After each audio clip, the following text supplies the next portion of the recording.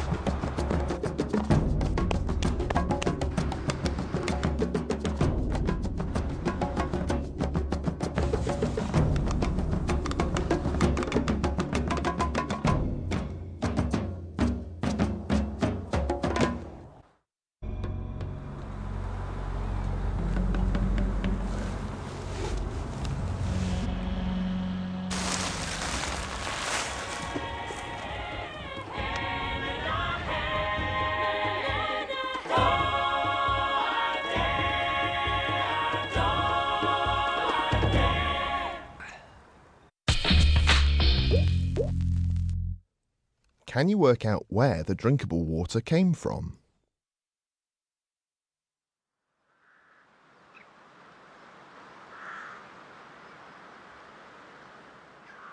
The bear, slate 1, take 1. Action! It's taken me days to track the bear this far. I'm not gonna lose her now. She's out there somewhere. I can smell her. As I stand here, I swear I can hear those big, heavy footfalls. Stuart! Oh, come on.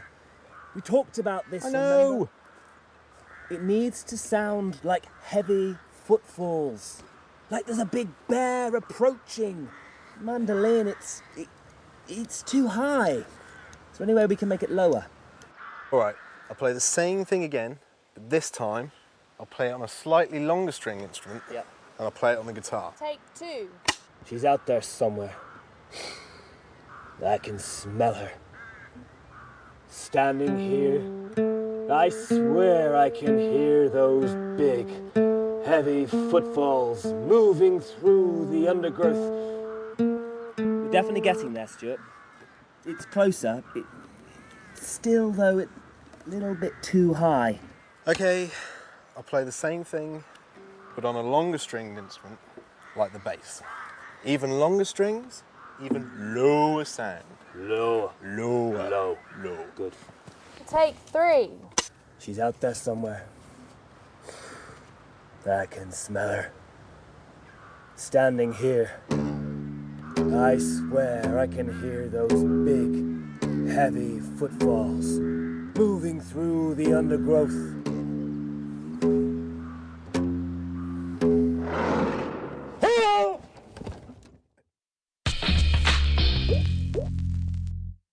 How can you make higher or lower pitched sounds on the guitar?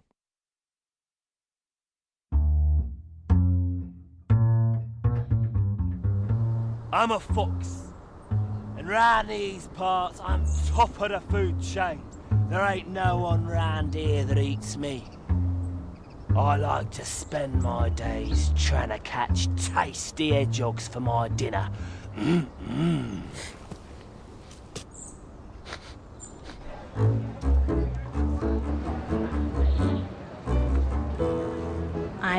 hedgehog.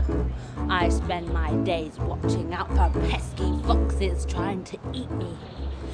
If I get the chance, I like to nibble on some yummy caterpillars, if I can snuffle them out. I'm a caterpillar. I know my place. Creeping around in the undergrowth trying to avoid those dreadful hedgehogs. When I get the chance, I like to nibble on a few plant leaves. Very tasty, I must say. I'm a plant. All the other creatures think they're so clever, but I make my food by standing here and soaking up the sun's rays. I'm leaving to the big city where I will grow into the most beautiful butterfly the world has ever seen. Yuck! Leaves! I'd much rather have a tasty caterpillar.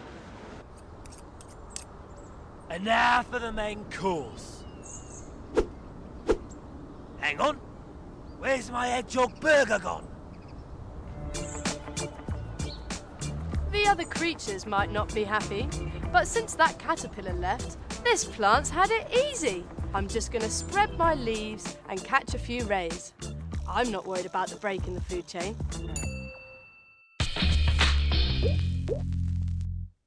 How has the caterpillar leaving affected each of the others in the chain?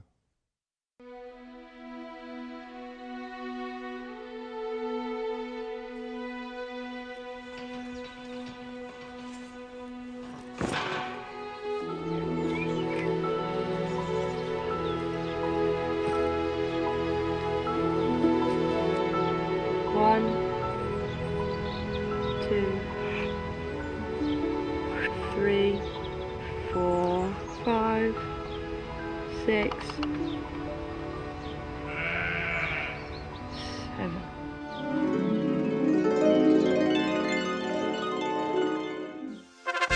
Welcome to the race! Our competitors are Sarah in the yellow waterproofs, Sir Not-a-Lot wearing the suit of armour, and the mummy in his bandages. They're under starters' orders, and they're off. The mummy's the first off the line with Sarah hot on his tail.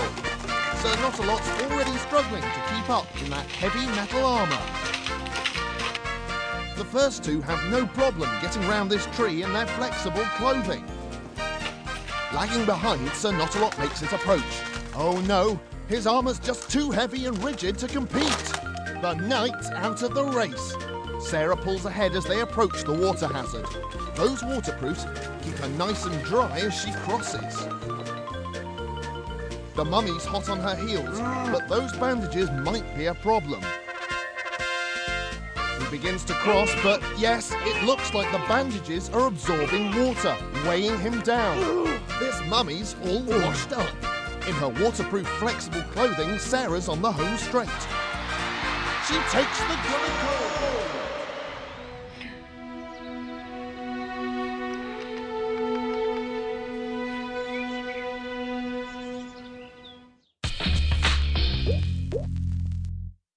Why did Sarah's clothing help her win the race?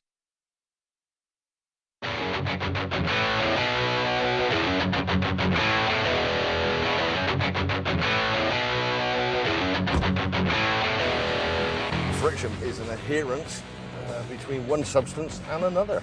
In this case, what we're looking at is the tyres of the car gaining grip and friction on the road surface.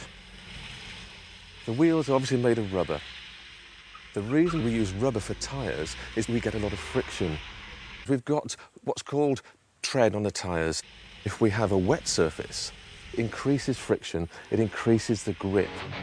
With water, what you're doing is you're introducing an element between the two surfaces which would lessen the friction. And water molecules keeps the two sides apart, therefore you get less friction.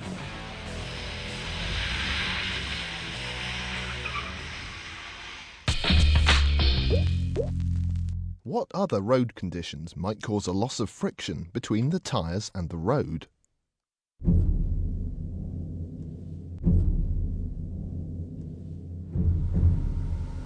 Every one of us is surrounded by billions of living creatures too small for us to see.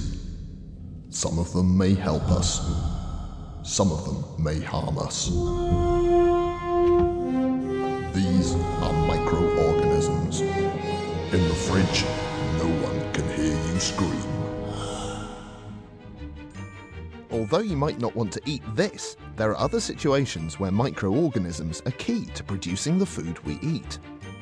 So this is our yeast that we get every week. It is actually a living organism. Yeast needs food, warmth and moisture so that it can then reproduce. And then what that does is it lets off carbon dioxide. For yeast to grow, you need moisture or liquid, which is the water, a food, which is sugar, and also warmth. So that dough is perfect. See all the bubbles in there? That's the carbon dioxide pushing up through. So the yeast will still keep working and working until it spills over the edge of the tin or the tray. So you want to stop that process. So we put it in the oven. So the yeast will be dead and you'll have a lovely loaf. Microorganisms are absolutely essential in terms of making cheese. The microorganisms convert the lactose in the milk into lactic acid. So the milk becomes the consistency of a natural yoghurt. We then put it into these moulds. At this stage, the microorganism has multiplied throughout the cheese. It then starts reacting with other organisms and enzymes and proteins within the cheese to develop the flavour of the cheese. When you come to eat the cheese, you still have development going on. So if you kept that cheese for longer, you would develop different flavours, which proves it's still alive.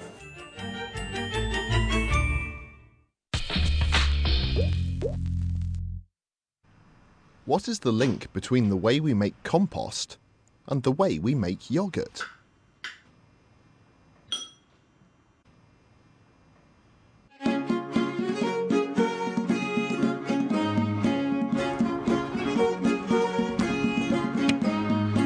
I'm using a traditional English type longbow, the sort Robin Hood would have used, but a bit more modern. And you hold it like that in your hand, and you put the arrow on the string. I'll tip the bow so that you can see. Just as the string and bow work together, so the muscles in Sheena's body move her bones, allowing her to fire arrows at the target. In the upper body, you're using your arm muscles, you're using your shoulder muscles because you actually hold the bow at full draw on your shoulder muscles. Her muscles work in pairs in order to move her arm up and down. To raise the arm, one muscle contracts while the other relaxes. Then they swap roles in order to lower it.